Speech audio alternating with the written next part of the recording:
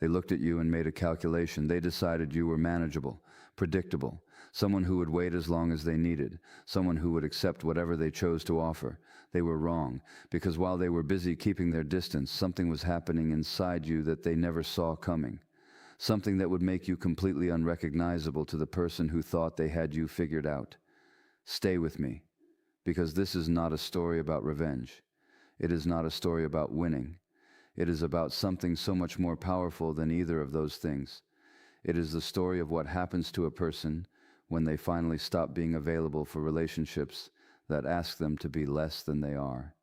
There is a particular kind of pain that comes not from being hated but from being misread, from being looked at carefully, assessed with what feels like genuine attention, and then filed away into a category that has nothing to do with who you actually are. Most people know the pain of rejection. Far fewer talk about the quieter, stranger pain of being underestimated by someone you allowed close enough to know better, someone who looked at the fullness of what you were offering and concluded, without adequate investigation, that what they were seeing was simplicity, that you were, in the most fundamental relational sense, easy, and the avoidant made that assessment not through malice, but through the only lens available to them, the lens of their own defended history. Because here is what the avoidant has learned through decades of building and maintaining emotional distance. They have become extraordinarily skilled at reading threat and extraordinarily limited at reading depth. Their nervous system, calibrated since childhood to scan for danger, to anticipate the moment when closeness would cost them their sense of self, developed a particular blind spot over time. It learned to identify the presence of need. It learned to recognize pursuit. It learned to detect desperation even through its most sophisticated disguises, but it never learned to recognize grace. Your patience looked through their particular lens like passivity. Your willingness to give space read, in the language their nervous system speaks, as absence of self. Your emotional generosity, the genuine, costly, deliberate choice to prioritize their comfort, even when doing so required suppressing your own needs, registered not as the sophisticated act of love that it was, but as confirmation that you did not have enough interior substance to push back, that you were essentially accommodating because you had nothing firmer to offer. They confused your kindness for your ceiling. This is the misreading that sat at the foundation of everything they thought they understood about you, and it is important to examine it, not to assign blame. The avoidant was working with the tools their history gave them, and those tools were never designed for accurate measurement of another person's depth, but to understand precisely what was being missed, because what was being missed was not small. What was being missed was the entire architecture of who you are. The strength that expresses itself through accommodation rather than confrontation is among the most misunderstood forms of human power. The world has a fairly clear picture of what strength looks like when it announces itself loudly, when it draws lines and raises voices and refuses to bend. That kind of strength is legible, it is readable. Even the most defended avoidant nervous system knows how to register it and respond accordingly. But the strength that chooses gentleness, not because it lacks force, but because it has enough self-possession to decide when force is worth deploying, that strength is invisible to someone who has only ever learned to measure power by its volume. You were never without force.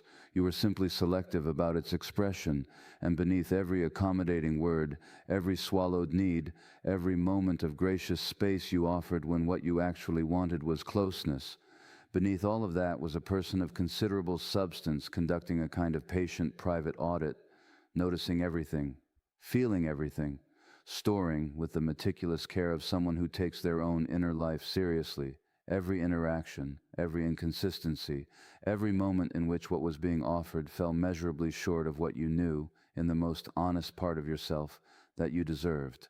You were never passive, you were observing. And there is a profound difference between those two things that the avoidant, in their confident misreading of you, entirely failed to account for.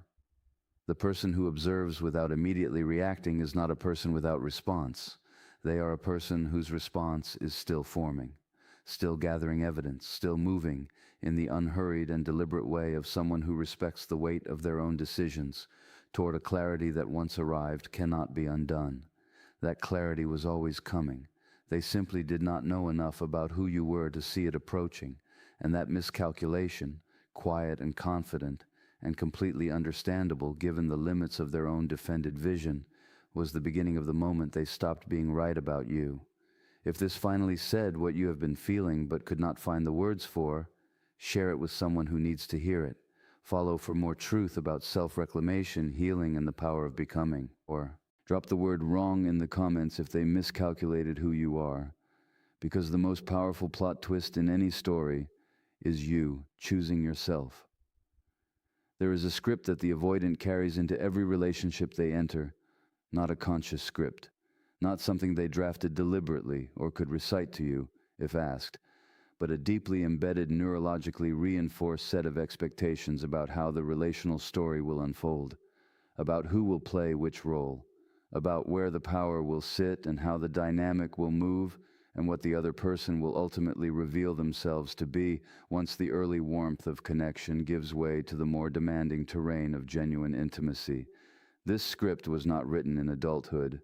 It was written in childhood, in the earliest and most formative relational experiences available to a developing human being, and it has been running, largely unexamined and largely unchallenged ever since. And in that script you had a part. The part was not cruel, it was not even consciously assigned, but it was specific. You were the one who would pursue. You were the one whose need would eventually exceed your dignity.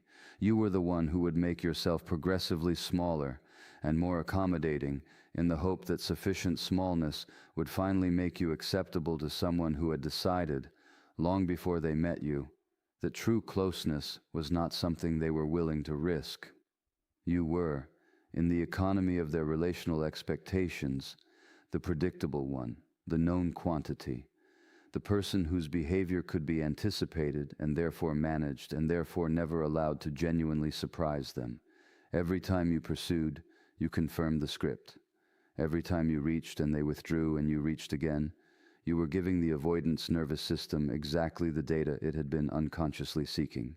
You were proving with each anxious text and each over-explained emotion and each carefully constructed bid for connection that went unanswered, that the world worked exactly the way their defended history had taught them it would, that people who claimed to love them were really people who needed them, that intimacy was really dependency wearing a more acceptable name, that they were right to maintain their distance because look at what closeness produces, look at what love in practice actually demands. You were not wrong to reach. You were human, but every reaching confirmed their wrongness about you. And then something changed. Not dramatically, not in a single decisive moment that either of you could point to afterward and say, there, that was when everything shifted. It changed the way genuine things change, which is gradually and then undeniably in the accumulation of small internal decisions that individually seem insignificant and collectively amount to transformation.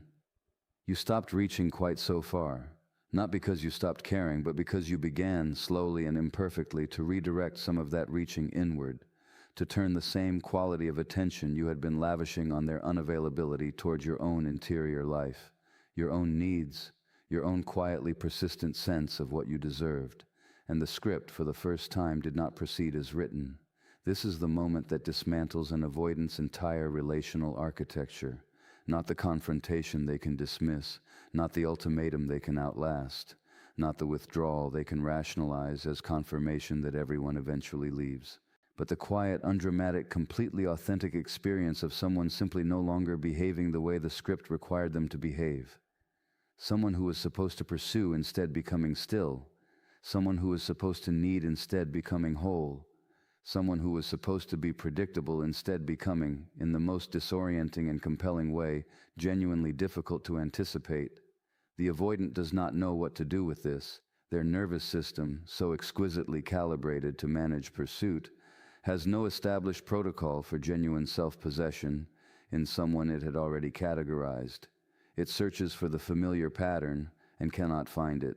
It waits for the behavior it predicted, and the behavior does not come. And in that gap between expectation and reality, something cracks open in the certainty with which they believed they had you understood. Because you rewrote the script, not as an act of strategy, not as a calculated move designed to produce a particular response, but as the natural consequence of a person returning to themselves, of someone remembering after a season of forgetting that their wholeness was never actually contingent on being chosen by someone who had not yet learned how to choose. You stopped playing the part they wrote for you, and that single change made everything they thought they knew about you obsolete. There is something that happens inside a human being when they have spent long enough being underestimated. Not the loud, dramatic something that announces itself through confrontation or ultimatum, or the kind of visible breaking point that others can witness and respond to. Something quieter than that. Something that moves beneath the surface of daily life like a slow, geological shift, imperceptible in any individual moment, undeniable in its accumulated effect. It does not ask permission. It does not wait for the right circumstances or the ideal emotional conditions. It simply arrives in its own time with the particular authority of something that has been true for a long while before it became visible.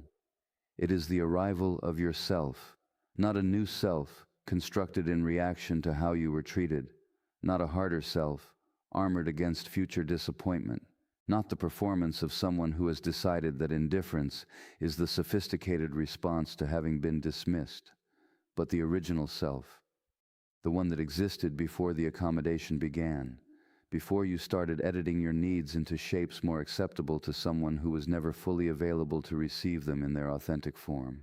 The self that knew, without needing to justify the knowing, exactly what it deserved and exactly what it was worth. That self never left. It simply waited. And self-reclamation and the process of returning to that original wholeness is not the tidy, linear journey that personal development culture tends to present. It does not proceed from decision to transformation in a series of clearly demarcated steps. It is messier than that and more human, and ultimately more permanent because of its messiness.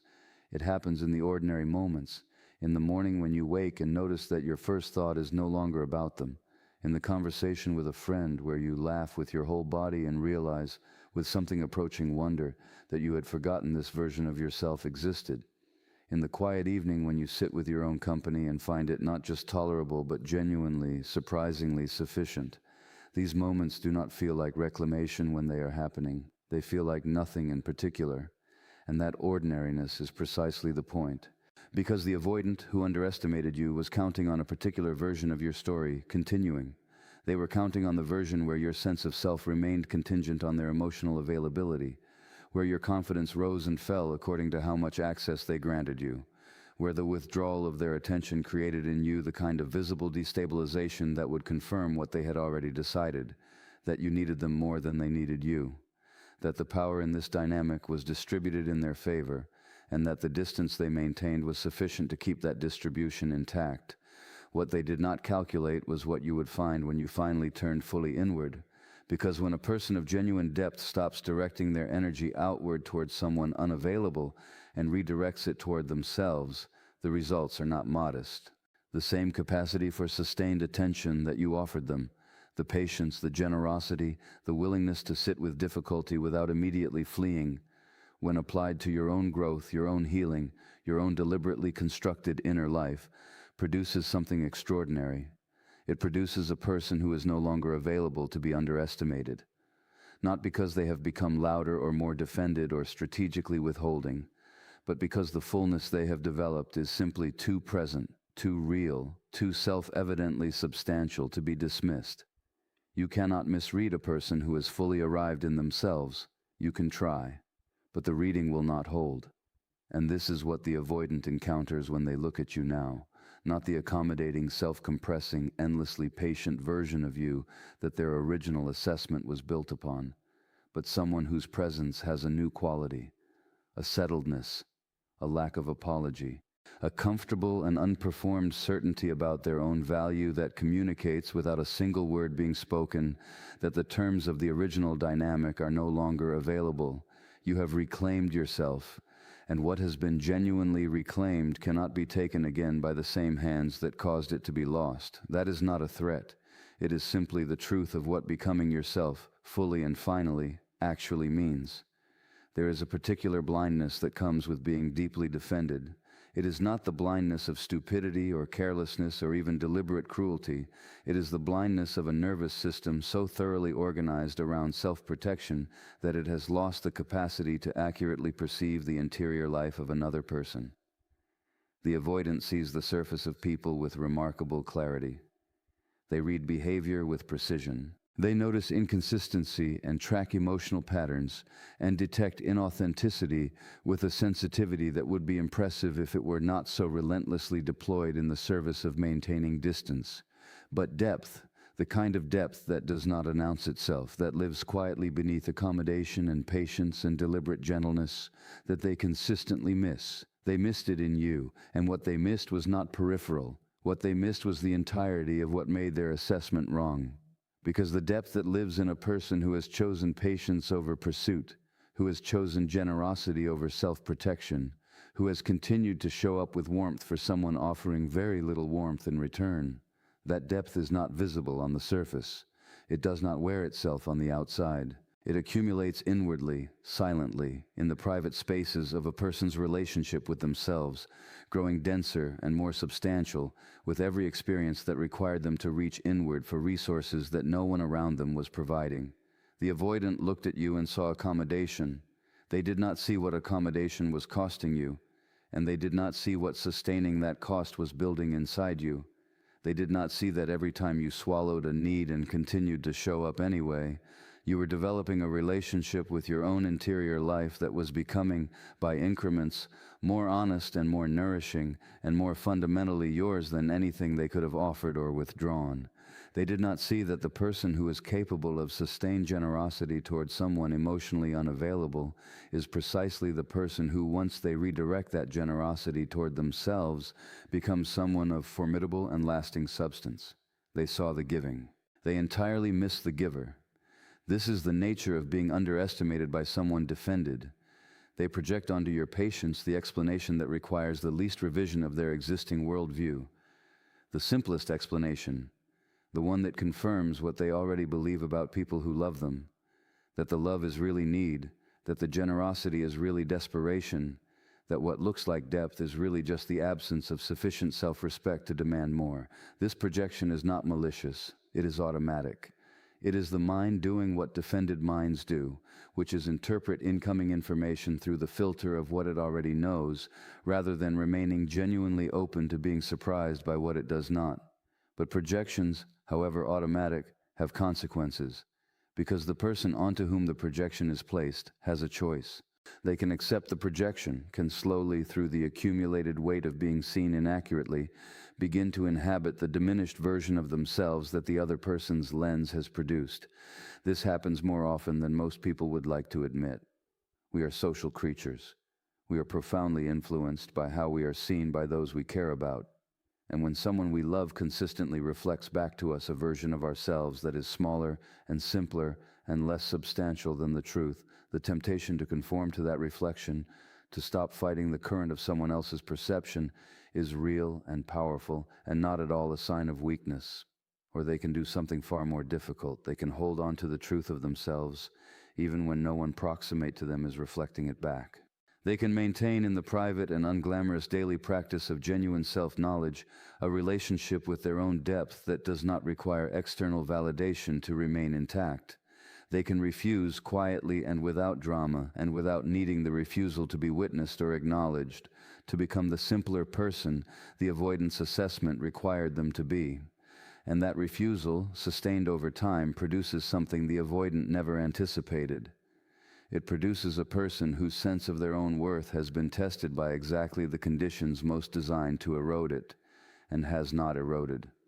That is not the person they thought they were dealing with. That is someone else entirely. There is a form of advantage that the world almost never acknowledges because it arrives disguised as something nobody would willingly choose. It does not come wrapped in opportunity or recognition, or the kind of visible good fortune that others can point to and understand. It comes wrapped in dismissal, in being looked at by someone whose opinion mattered to you and found, by their estimation, to be less than you actually are. It comes in the particular silence of being underestimated by someone close enough to know better, and it settles into the body not as a gift but as a wound that takes considerable time to understand. But here is what that wound, worked with honestly and with patience, ultimately produces. It produces an advantage so specific and so durable that nothing which came easily could ever replicate it. Because the person who has been underestimated and has chosen in response to do their inner work rather than collapse or retaliate, that person develops something in the private hours of that process that the person who was always chosen, always validated, always seen accurately, and celebrated accordingly, never quite builds in the same way. They develop a relationship with their own worth that has been pressure tested, that has survived the specific conditions most designed to erode it. That stands not on the foundation of other people's consistent affirmation, but on the far more durable foundation of self-knowledge earned through genuine adversity. Being underestimated is not a wound. It is, in the end, a forge, and what emerges from it is not the same person who entered. The avoidant, in their confident misreading of you, made a decision they did not fully understand they were making. They decided that you were someone who could be managed, someone whose behavior was predictable enough, whose needs were containable enough, whose sense of self was sufficiently contingent on their approval, that the dynamic between you would remain stable and navigable and safely within the parameters of what their defended nervous system could tolerate. They decided this not cruelly but automatically, the way defended people always make these assessments, quickly, through the filter of their own history, without remaining genuinely open to the possibility that what they were seeing was not the whole picture. And that decision set something in motion that they could not have anticipated. Because the person who knows they have been underestimated and responds by turning inward, by investing in their own growth, their own healing, their own deliberately and patiently constructed sense of identity, does not emerge from that season diminished. They emerge clarified. They emerge in possession of a self-knowledge so specific and so hard-won that it cannot be confused with arrogance or performance or the brittle confidence of someone who has simply never been seriously tested. It is the quiet, settled, undemonstrative knowledge of a person who went looking for themselves in difficult conditions and found to their own genuine surprise that they were there all along, waiting, more substantial than the circumstances had suggested, more capable of their own company than they had previously been given the opportunity to discover. This is what being underestimated, survived with integrity, ultimately gives you. It gives you yourself, more completely and more reliably than comfort ever could have. And the avoidant, who initiated this process through their dismissal, now encounters its result. They encounter someone whose presence carries a quality they did not install and cannot remove. A quality of self-possession so genuine and so unperformed that it communicates, in the wordless language that nervous systems speak to one another, that the terms of the original dynamic are simply no longer on offer. Not because you became strategic, not because you learned to play a game with greater sophistication than they were prepared for, but because you became, through the unglamorous and largely invisible work of genuine self-reclamation, someone who no longer needs to be seen accurately by them in order to know their own worth. You outgrew the version of you they underestimated, and the most quietly powerful thing about that truth is this: they were the ones who made it possible. Their dismissal sent you inward, and inward was exactly where everything you needed was waiting.